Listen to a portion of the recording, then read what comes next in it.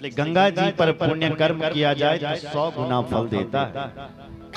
सरस्वती नदी पुण्य प्रोक्ता षष्ठी मुखा तथा।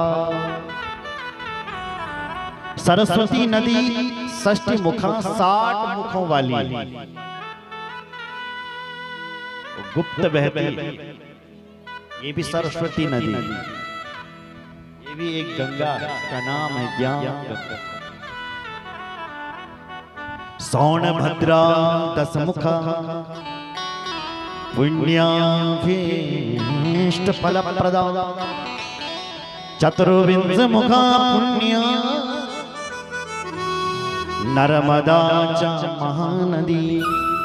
सोनभद्रा नदी 10 मुखों वाली है, नर्मदा नदी 24 मुखों वाली है। इसलिए जो शिवलिंग मिलते हैं ये नर्मदा में ही मिलते हैं। जो शालिग्राम भगवान में जिन पत्थरों की पूजा होती है वो गंडकी नदी में मिलती है, और ये गंडकी नदी नेपाल में बहती है। यहाँ के पत्थर पत्थर भगवान नारायण हैं, और नर्मदा के पत्थर शिवलिंग। बोलो जय श्री राम। तमसा नदी 12 मुखों वाली है, रेवा नदी 10, गोदावरी 21, ऐसी बहुत सारी नदियां हैं। ये नदियां ही भगवान की नाड़ियां हैं। नाड़ियां, ये जो बड़े बड़े पर्वत तुम्हें दिखाई दे रहे हैं ये भगवान की हड्डियां हैं। ये हिमालय की चोटी आपको दिखाई दे रही है ये भगवान का मुकुट है। ये जितने भी पेड़ पौधे दिखाई दे रहे हैं ये उन महादेव के रोम हैं। उस विराट भगवान का दर्शन ऐसा करना चाहिए। बोलो शंकर भगवान की जय। हर हर महादेव। अब ऋषियों ने प्रश्न किया, गुरुदेव आप सदाचार का वर्णन कीजिए। सदाचार किसे कहते हैं? सूत जी महाराज कहते हैं, सुनो ऋषियों, आचार हीनम न पुनन्ति वेदः। जो लोग आचरण से रहित हैं उनको वेद फलीभूत नहीं होते। इसलिए सदाचार युतो विद्वान ब्राह्मणो नाम नामतः। वेदाचार युतो विप्रो ये तेरे के कवंतुजः। सदाचारी ब्राह्मण है, ब्राह्मण को सदाचारी होना चाहिए। ब्राह्मण जैसा आचरण करेगा ऐसे अन्य वर्ण के लोग आचरण करेंगे। से ब्राह्मण को पहले सदाचारी। सदाचार किसे कहते हैं? कितने लोग ऐसे बैठे हैं जो अपने घर में जूते चप्पल नहीं लेके जाते, घरों के अंदर, रसोई घर में ताली बजाओ जरा इनके लिए। आप सदाचारी। कितने लोग यहाँ ऐसे बैठे हैं जिनके रसोई घर में मांस नहीं पकता है, हाथ खड़े करो, उनके लिए जबरदस्त बजेगी ताली। झूठा मत उठाना हाथ, नहीं तो महापाप लगेगा। महादेव के द्वार बैठे हैं, सब वो घर में पकड़ो मांस। एक माता जी 2 उठा रही है, ताली बजाओ बजाओ।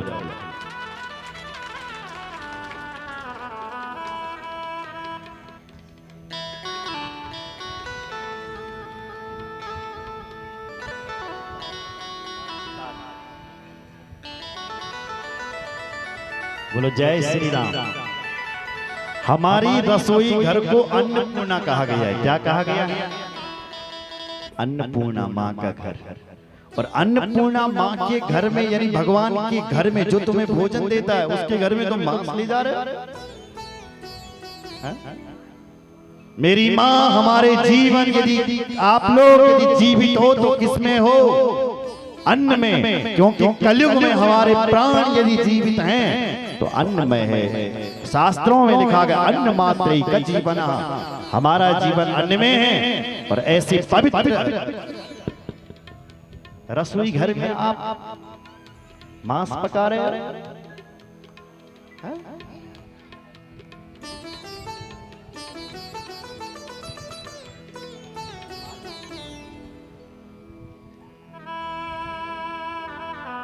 बोलो शंकर भगवान की। सदाचार युतो विद्वान् ब्राह्मणो नाम नामतः, ब्राह्मणो नाम नामतः। हे महाराज, सदाचार किसे कहते हैं? बोले सदाचार उसे ही कहते हैं जो अपने घर में मांस नहीं आने देता है।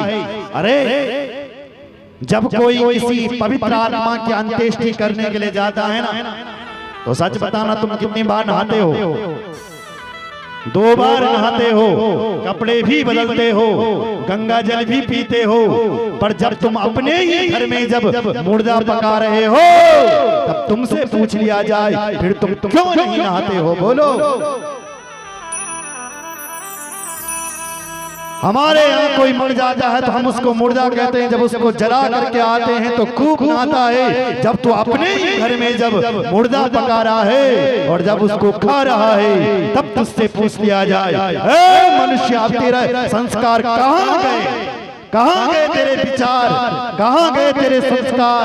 कहाँ गए तेरी देवी देवता? कहाँ गई तेरी पवित्रता? बोल। संस्कारवान बताता है अपने आप को, मैं संस्कारवान। मैं तो अंत्येष्टि करके आया हूँ, नहाता हूँ, मुर्दे पर लगा हूँ, मैं कपड़े चेंज करूंगा मैं। लेकिन जब तुम अपने घर में मुर्दा खा रहे हो अब तुम्हारे संस्कार कहाँ गए? बोलो। आजकल लोगों ने एक और रिवाज चला दिया, बेटी का ब्याह हो रहा, बेटे का ब्याह हो रहा, वहां भी मांस मदिरा चल रहा है। हमारी बेचारी भोली भाली माता जी गान लगी, देना हो या खुदी का। तुम कीर्तन मंडली बना करके भजन गा रहे हो और भाई साहब लगे, क्या लग रहा है आपको गणेश जी आ रहे होंगे आशीर्वाद देने के लिए? अरे जहां मदिरा पी जा रही है वहां तुम्हारे विवाह में कौन सा गणेश आएगा? कौन सा मोरी का नारायण आएगा? खुद बताओ। नहीं आ सकता है मेरी में, इसलिए प्रतिबंध लगा दो। हमारे बेटे का ब्याह है तो यहाँ बिल्कुल वारुणी नहीं चलेगी, मदिरा नहीं चलेगा, मांस नहीं चलेगा। और यदि तुम अपने शादी विवाह में मांस खा रहे हो, मदिरा पी रहे हो, तो समझ लेना तुम्हारे यहाँ संस्कार नहीं पूजे जा रहे, फॉर्मेलिटी, औपचारिकता हो रही। बोलो जय श्री राम। इसलिए ये बंद होना चाहिए। पहले तो लोग देवी देवताओं पर भी चढ़ाते थे खूब, अब भी चढ़ाते हैं शायद, फलाणु देवता मांगने लगे, देवता दोष वालो। हमारे एक भगत जी हैं, उनका नाम है पीताम्बर दत्त और वो टीरी के हैं।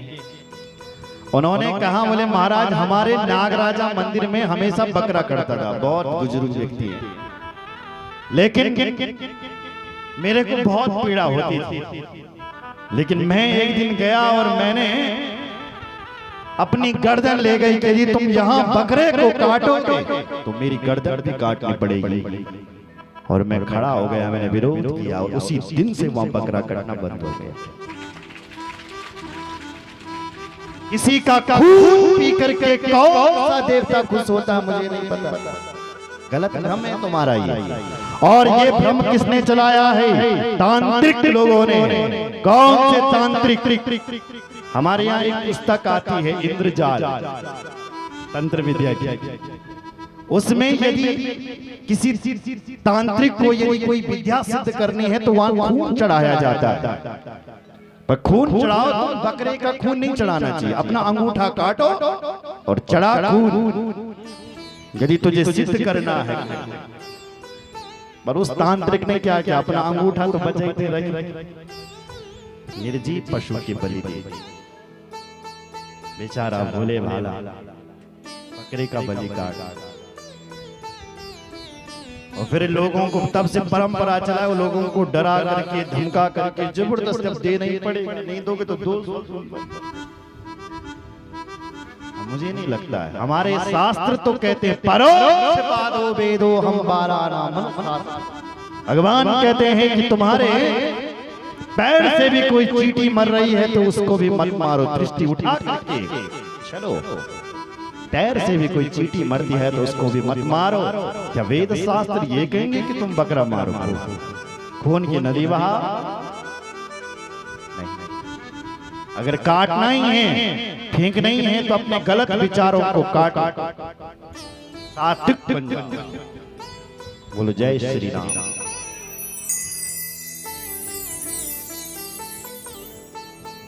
तो वही सदाचारी जिन्होंने संस्कारों को ठुकरा दिया, वही दुराचारी कहे।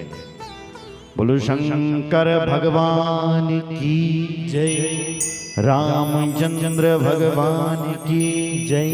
हर हर महादेव, हर हर महादेव। ब्राह्मण को गायत्री जप करना चाहिए और मार्गदर्शन देना चाहिए। फिर दो धर्मों का निरूपण किया गया। कृतार्थो हि तपश्राग्नम द्रव्या धर्म कलो युगे। द्रव्या धर्म कलो युगे। कलयुग में दो धर्मों का निरूपण किया गया है शिव शास्त्र। एक है द्रव्य धर्म और एक है शरीर से धर्म। दो प्रकार के धर्म। पैसा देकर के भी आप धर्म कर सकते हैं, जैसे कि मंदिर बना दो, आपके पास धन है तो ये भी एक धर्म हो जाएगा। कोई टैंकी बना दो पानी की सामूहिक, जहां से लोग पानी पी सकें, कुआं बाग, वो भी एक धर्म। कोई आश्रम बना दो, वो भी एक धर्म। अब जिनके पास धन नहीं है वो कैसे धर्म करें? बोले वो शरीर से धर्म कर सकते हैं। तो शरीर से क्या करें? बोले परिक्रमा करो, तीर्थ यात्रा करो, पैदल यात्रा करो, जप करो, स्नान करो। तो ये सात्विक धर्म हो गया, शरीर से धर्म हो गया। तो कहा कि आजकल तो लोगों का धन कमाने में ज्यादा रुचि है, हर कोई धन की ओर अग्रसर हो रहा है। तो कलयुग में द्रव्य धर्म ही प्रधान है। अगर धन कमा रहे हो तो उसी धन को दान। इसलिए बाबा तुलसी ने जब कहा कि कलयुग में कौन सा दान प्रधान है, तो उसमें दान ही एक मुख्य भूमिका बताया। प्रगटे चारि पद धर्म के, कलिम हो एक प्रधान। जेन केन विधि तीन ही, दान करई कल्याण। दान धर्म के चार पैर हैं, सत्य, दया, तप और दान। सत्य भी नहीं रहा, कोई बला भी नहीं सत्य, और सत्य बोलता भी है तो ऐसा सत्य बोलता है कि दूसरे से मरने चले जाए। इसलिए हमारे शास्त्र ने कहा सत्य बोलो पर सत्यम ब्रूयात प्रियम ब्रूयात। सत्य बोलो पर ऐसा सत्य भी मत बोलो जो दूसरे की जिंदगी चले जाए। सत्य भी अच्छा वाला सत्य बोलो। सत्य भी नहीं रहा, तप भी नहीं रहा, तप करने के लिए कोई राजी नहीं। अगर कलयुग में कुछ रह गया है तो वो दान। बोलो जय श्री राम। दान करई कल्याण, दान हमारा कल्याण करता है। बोलो शंकर भगवान की जय। दूसरी चीज कलयुग में प्रतिमा पूजा है, भगवान की मूर्ति की पूजा, ऐसा हमारे शास्त्र कह रहे हैं। एक तो दान महान है कलयुग में, दान दो। यहाँ सुंदर सुंदर अगर तुम्हारे पास पैसा वाला है कोई व्यक्ति तो यहाँ कमरे बनाओ। आने वाले भविष्य में कोई दिक्कत जब कथा हो तो भक्तजन रह सकते हैं। बोलो जय श्री राम। कुछ निर्माण होना चाहिए। तो अगर वहां नहीं तो आप शरीर से धर्म करो, शरीर से सेवा करो। सेवा ही परमो धर्म। धन नहीं है तो शरीर तो है, शरीर से खूब सेवा करो। दूसरी बात, प्रतिमा पूजा, भगवान की प्रतिमा की पूजा, शिव जी का अभिषेक करो। अगर तुम्हें भगवान शिव दूर लगते हैं तो घर में ही शिव जी की मूर्ति रख लो। आजकल लोग अपने अपने पास एक लड्डू गोपाल पालते हैं, देखा होगा आपने कई माताओं के पास। हाँ है एक दो माता, ताली बजाओ। तो भगवान लड्डू गोपाल की पूजा होनी चाहिए। तादृशम पुण्य पापम वा तादृशम फल में वही द्रव्यदेहांग भेदेन न्यून वृद्धि क्षयादिकम तादृशम पुण्य पापम वा। अगर कोई प्रतिमा पूजा करता है तो उसके जीवन के पाप दूर भाग जाते हैं और पुण्य उसकी झोली में दौड़ करके आ जाता है। इसलिए जब हमारा पैर पाप करने के लिए जाता है तो पाप दुख रूप है, दुख मिलता है पाप से। और यदि हमारे पैर यदि पुण्य की ओर जा रहा है तो सुख रूप है। सुनो जरा, इधर देखो मेरी ओर। जब सुख मिल रहा हो ना तब ऐसा अनुभव करना चाहिए कि हमने कोई पुण्य किए होंगे जो हमें इतना सुख मिल गया, आनंद। और यदि कभी दुखों का पहाड़ आ गया जीवन में, दुख है भयंकर बड़ा दुख, तो समझ लेना हमारे कोई पाप किए थे वो आज कम हो रहे हैं। तो सुखम पुण्यम क्षीयते दुखम पापम क्षीयते। दुख में यह अनुभव करो कि मेरे पाप कम हो रहे हैं, और सुख में ये अनुभव करो कि मैंने कोई शुभ कर्म किया होगा, किसी की हेल्प की होगी, किसी के चेहरे पर मेरी द्वारा मुस्कुराहट आई होगी, किसी के चेहरे पर मैंने मुस्कुराहट लाई होगी, वहां से मुझे पुण्य मिल गया। कुछ चीज मैंने दान दी होगी, वहां से मुझे पुण्य मिल गया जो मैं आज सुखी हो रहा हूं। बोलो जय श्री राम। आप इस प्रकार से अनुभव कर सकते हैं। बोलो शंकर भगवान की जय, भक्त वत्सल भगवान की जय, हर हर महादेव। अग्नि पूजा पर नित्यम गुरु पूजा रतांस्तथा ब्राह्मणानां तृप्तिकरा सर्वे स्वर्गस्य भागिनः सर्वे स्वर्गस्य भागिनः। अग्नि पूजा, अग्नि देवता की पूजा होनी चाहिए। मतलब हवन आपके घर में महीने में 6 महीने में नहीं तो साल भर में एक बार अपने घर में हवन करो। उससे क्या होगा, हमारे घर की जितनी भी नकारात्मक ऊर्जा है सब भाग जाएगी। और हवन करना, हवन तो साक्षात यज्ञ, साक्षात परमात्मा है, और हमारे घर में सकारात्मक ऊर्जा आ जाएगी। प्रतिमा पूजा और अग्नि पूजा। दूसरी गुरु पूजा। इस कलयुग में गुरु पूजा तथा गुरुदेव भगवान की पूजा करें। और सुनो,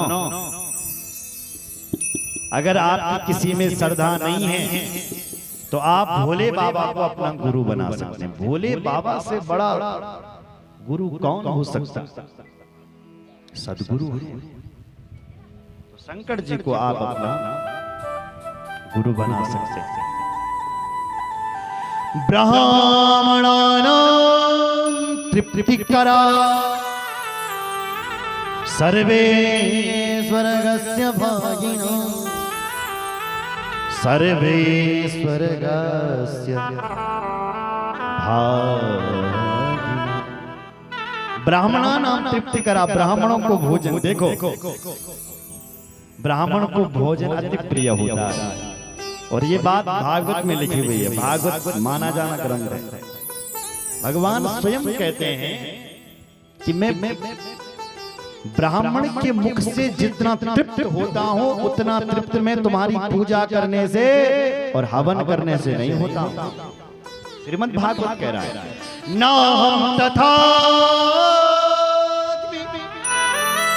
यजमान हविर भूताने स्योचार्पित हुतभुं मुखेन ब्राह्मणस्य मुखतश्चरतोऽनुघासन् दुष्टस्य वैद्य निजते निज कर्म पागै निज कर्म पागै निज कर्म पागै।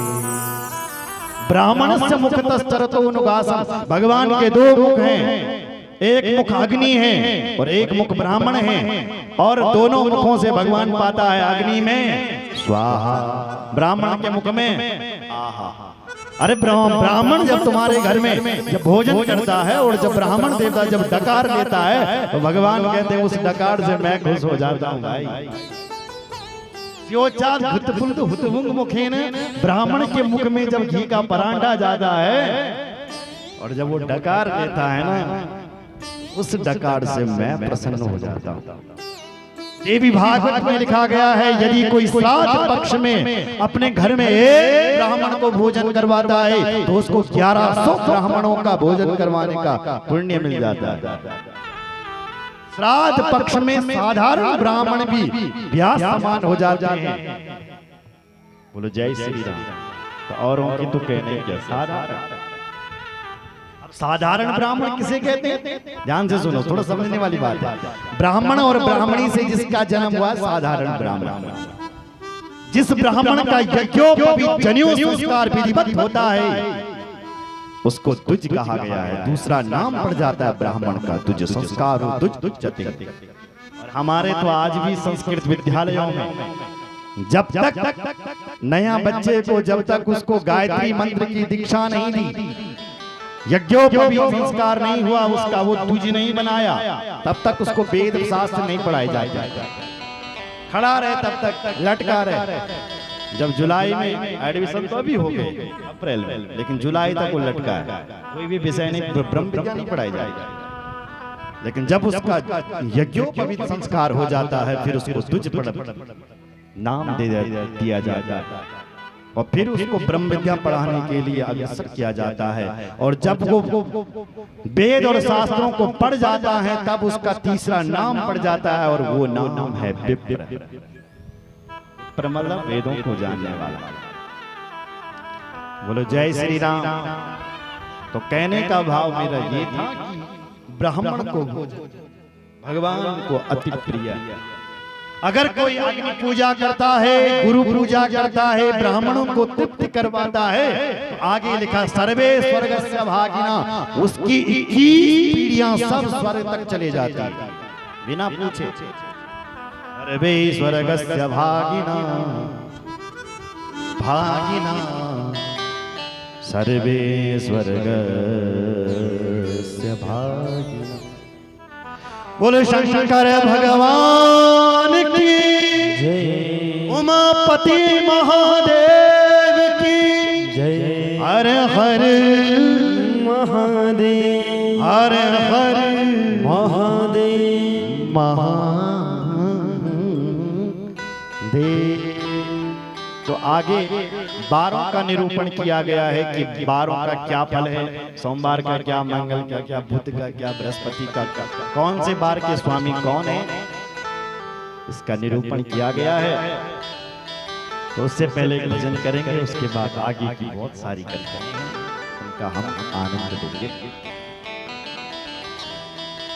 बोलो शंकर भगवान की जय। और जो सो रहे हैं वो उठ जाए, जिसका नृत्य करने का मन है उनसे ठुमका लगा कर नृत्य भी करें।